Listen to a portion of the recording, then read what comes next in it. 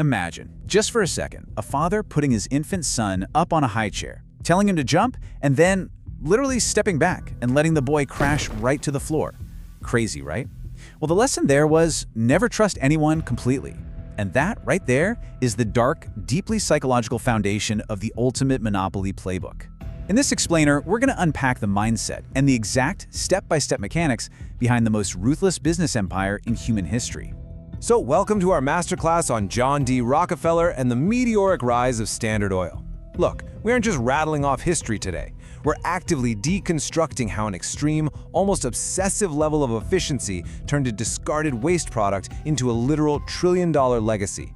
By the time we're done, you're going to be able to spot the DNA of almost every modern megacorporation out there. So, let's map out exactly how you conquer a global industry.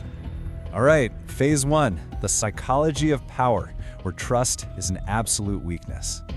You see, growing up in deep poverty back in the 1840s, Rockefeller learned super early that relying on other people, that was a massive liability. He needed something absolute, something that just never lied to him. And he found that truth in numbers. By the time he was just 16 years old, he started keeping this little red book, Ledger A. Now, this wasn't just your standard accounting notebook. It was a complete obsession. He recorded every single penny that came in and went out. So while everyone else in Pennsylvania was treating the new oil rush like this chaotic, wild gamble, Rockefeller used his ledger to figure something out. He realized the real, predictable wealth wasn't in drilling for oil at all, it was in refining it. And that deeply calculated, data-driven confidence, it brought him to a huge turning point in 1865. At just 25 years old, he actually forced a private auction for his own company, just to kick out his partners. They totally thought the young guy would blink first. Spoiler alert, he didn't. He bid $72,500. I mean, that was an absolute fortune back then. With that massive sum, he walked out owning the largest refinery in all of Cleveland. But here's the thing about Rockefeller. Simply owning the biggest facility was never, ever going to be enough. Which brings us to phase two, the Cleveland Massacre, or building the invisible scaffolding. So, the market at this time was just this messy, chaotic web of competition, and Rockefeller wanted one single, perfectly humming machine. To get it, he completely rigged the game. In 1870, he went to the railroads, the literal veins of the American economy. He offered them a guaranteed 60 carloads of oil every single day in exchange for secret rebates. But step two is the absolute kicker. It was called the drawback. Every single time a competitor shipped a barrel of oil, the railroad took a cut of that competitor's money and literally handed it straight back to Rockefeller. Just think about that. Your shipping costs were actively funding your biggest rival. These competitors were unknowingly paying Standard Oil to put them out of business. Armed with this invisible, unstoppable financial power, Rockefeller unleashed what became known as the Cleveland Massacre in 1872. He'd actually invite competitors into his office, show them the cold, hard math of their inevitable bankruptcy, and just give them a choice: sell to Standard Oil right now or be completely crushed. Unsurprisingly, most chose to survive. In a mere 48 hours, he swallowed up 22 out of his 26 rivals. It was just complete, utter devastation of the open market.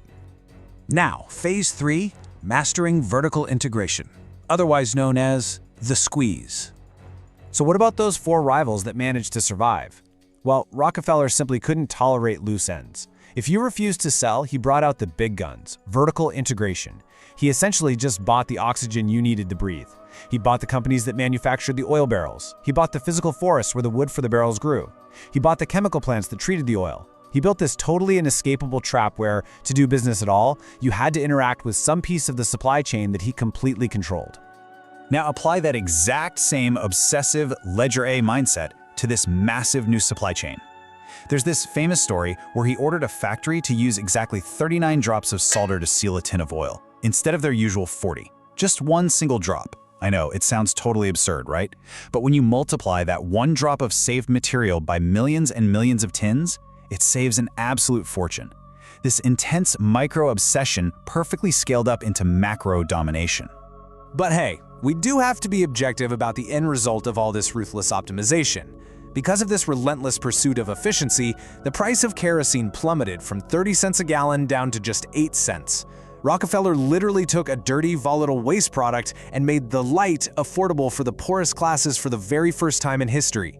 He illuminated the entire nation. But, as you might guess, his ambitions definitely didn't stop at the US border. Let's move right into Phase 4, owning the night and achieving global domination. Having fully consolidated the American market, Rockefeller sat down and plotted how to own the nights of the entire world. And he executed what is honestly one of the most brilliant marketing maneuvers in business history. Over in China, he distributed millions of kerosene lamps entirely for free.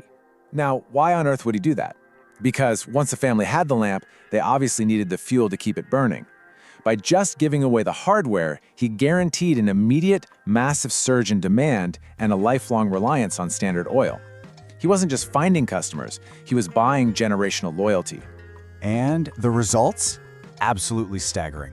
By the 1890s, Standard Oil commanded an unbelievable 90% of the entire global industry. Rockefeller's personal wealth grew so immense that at one point he personally held 1.5% of the total United States economy.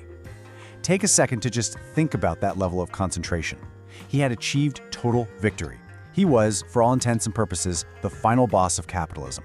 Which leads us to our final act, Phase 5, winning by defeat and the ultimate loophole.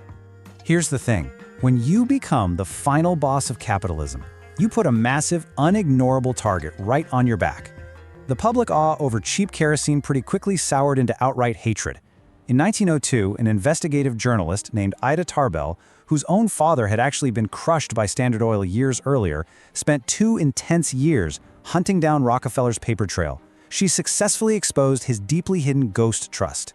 Her expose ignited massive public outrage, and that culminated in a landmark 1911 Supreme Court ruling that legally shattered the Standard Oil monopoly into 34 distinct pieces. But this right here is the ultimate paradox of Rockefeller's entire life.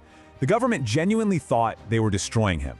But those 34 fractured pieces, which are companies you definitely know today, like Exxon and Chevron, were suddenly free to trade independently on the open stock market.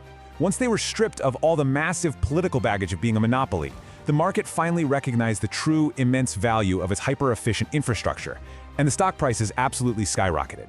This massive legal defeat turned out to be the exact loophole that multiplied his net worth exponentially.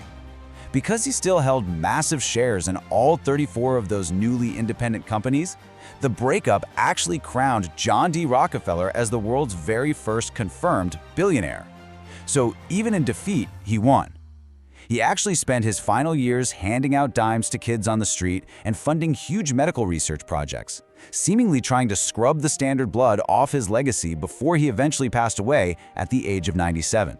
Ultimately, Rockefeller proved that while gold might be money, in the world of business, efficiency is absolute power. He built a trillion-dollar legacy by optimizing literally everything, from sketchy railroad rebates right down to a single, tiny drop of solder.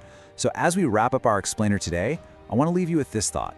In a modern world that is built on credit, hype, and chaos, ruthless efficiency is still the ultimate advantage. What are you tracking? What is your ledger A? Thank you so much for watching.